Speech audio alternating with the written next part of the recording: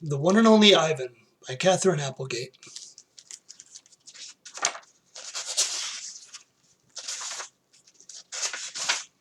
Hello, I am Ivan. I am a gorilla. It's not as easy as it looks.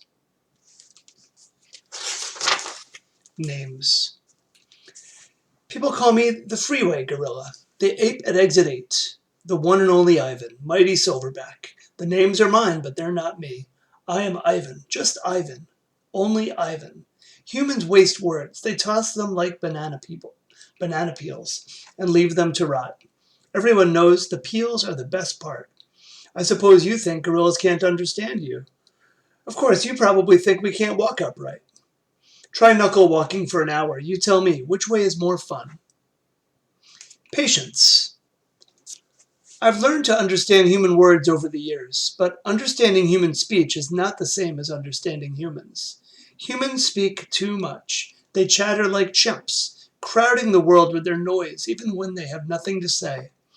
It took me some time to recognize all those human sounds, to weave words into things. But I was patient. Patient is a useful way to be when you're an ape.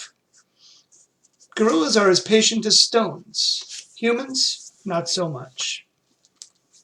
How I look. I used to be a wild gorilla, and I still look the part. I have a gorilla's shy gaze, a gorilla's sly smile. I wear a snowy saddle of fur, the uniform of a silverback. When the sun warms my back, I cast a gorilla's majestic shadow. In my size, humans see a test of themselves. They hear fighting words on the wind when all I'm thinking is how the late day sun reminds me of a ripe nectarine. I'm mightier than any human, 400 pounds of pure power. My body looks made for battle. My arms outstretched, span taller than the tallest human. My family tree spreads wide as well. I am a great ape, and you are a great ape, and so are chimpanzees and orangutans and bonobos, all of us distant and distrustful cousins. I know this is troubling. I too find it hard to believe that there is a connection across time and space linking me to a race of ill-mannered clowns. Chimps. There's no excuse for them. The Exit 8 Big Top Mall and Video Arcade. I live in a human habitat called the Exit 8 Big Top Mall and Video Arcade. We are conveniently located off I-95 with shows at 2, 4, and 7, 365 days a year. Max says that when he answers the trilling telephone, Max says that when he answers the trilling telephone.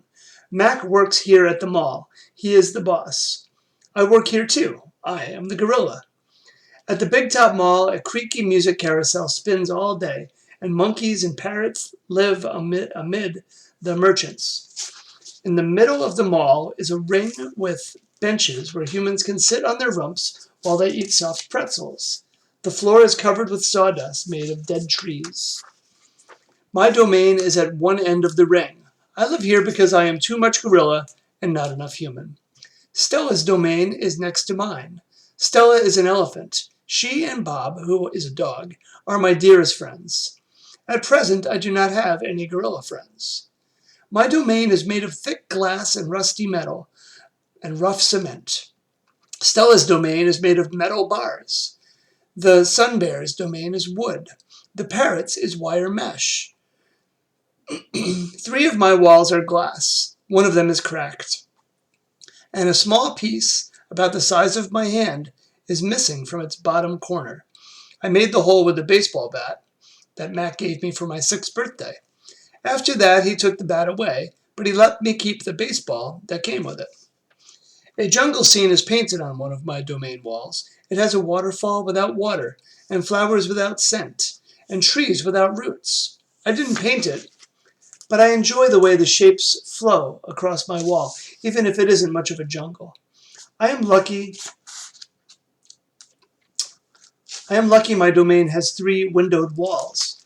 I can see the whole mall and a bit of the world beyond, the frantic pinball machines, the pink billows of cotton candy, the vast treeless parking lot. Beyond the lot is a freeway where cars stampede without end. A giant sign at its edge beckons them to stop and rest like gazelles at a watering hole.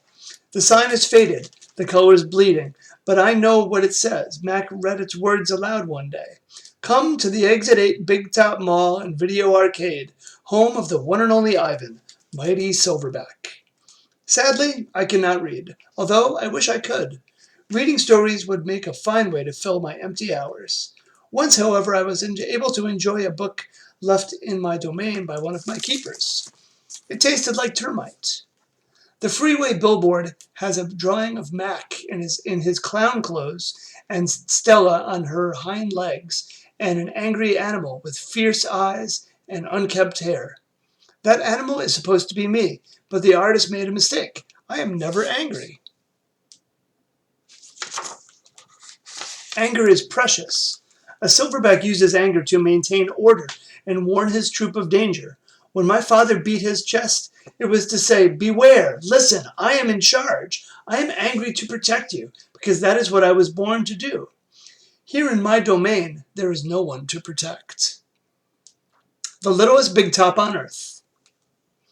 My neighbors here at the Big Top Mall know many tricks. They are an educated lot, more accomplished than I am. One of my neighbors plays baseball, although she is a chicken. Another drives a fire truck, although he is a rabbit. I used to have a neighbor, a sleek and thoughtful seal, who could balance a ball on her nose from dawn till dusk. Her voice was like the throaty bark of a dog chained outside on a cold night. Children wished on pennies and tossed them into her plastic pool.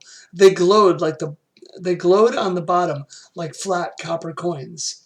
The seal was hungry one day, or bored, perhaps, so she ate 100 pennies. Mac said she'd be fine. He was mistaken.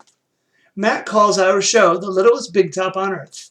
Every day at 2, 4, and 7, humans fan themselves, drink sodas, applaud, babies wail. Mac, dressed like a clown, pedals a tiny bike. A dog named Snickers rides on Stella's back. Stella sits on a stool. It is a very sturdy stool. I don't do any tricks. Mac says it's enough for me to be me. Stella told me that some circuses move from town to town. They have humans who dangle on ropes, twining from the tops of tents. They have grumbling lions with gleaming teeth and a snaking line of elephants, each clutching the limp tail in front of her. The elephants look far off into the distance, so they won't see the humans who want to see them. Our circus doesn't migrate. We sit where we are like an old beast too tired to push on. After our show, humans forage through the stores. A store is where humans buy things they need to survive. At the Big Top Mall, some stores sell new things, like balloons and t-shirts, and caps to cover the gleaming heads of humans. Some stores sell old things that smell dusty and damp and long forgotten. All day, I watch humans scurry from store to store.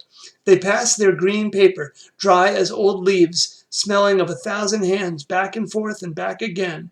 They hunt frantically, stalking, pushing, grumbling. Then they leave, clutching bags filled with things, bright things, soft things, big things. But no matter how full the bags, they always come back for more.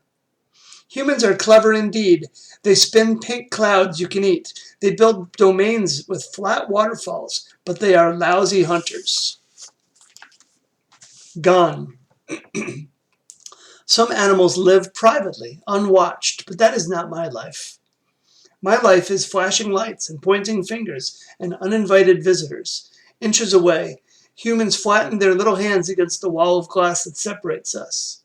The glass says, you are this and we are that, and that is how it will always be. Humans leave their fingerprints behind, sticky with candy, slick with sweat, and each night a weary man comes to wipe them away.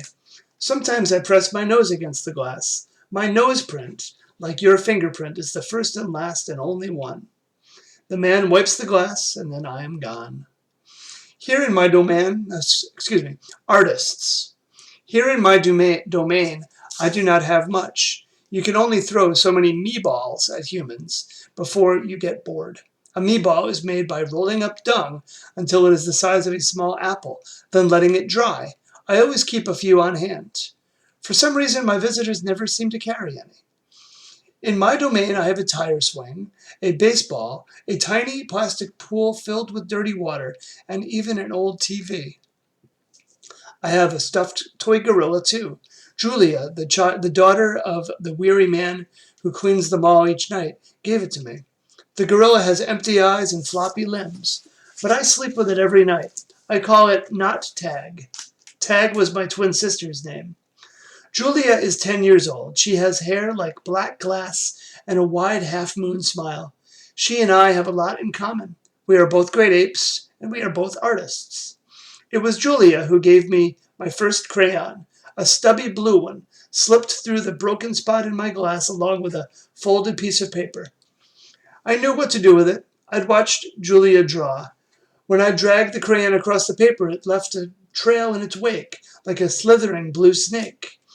Julia's drawings are wild with color and movement. She draws things that aren't real, clouds that smile and cars that swim.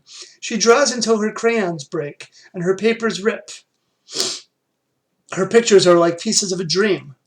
I can't draw dreamy pictures. I never remember my dreams, although I sometimes awaken with my fists clenched and my heart hammering. My drawings seem pale and timid next to Julia's. She draws the ideas in her head. I draw the things in my cage. Simple things, simple items that fill my days. An apple core, a banana peel, a candy wrapper. I often eat my subjects before I draw them.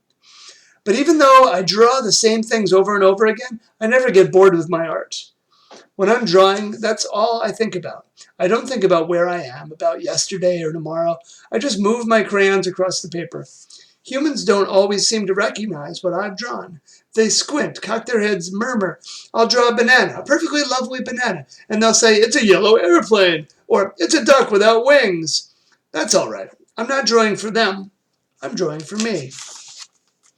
Max soon realized that people will pay for a picture made by a gorilla, even if they don't know what it is. Now I draw every day. My works sell for $20 a piece, $25 with frame, at the gift shop near my domain. If I get tired and need a break, I eat my crayons.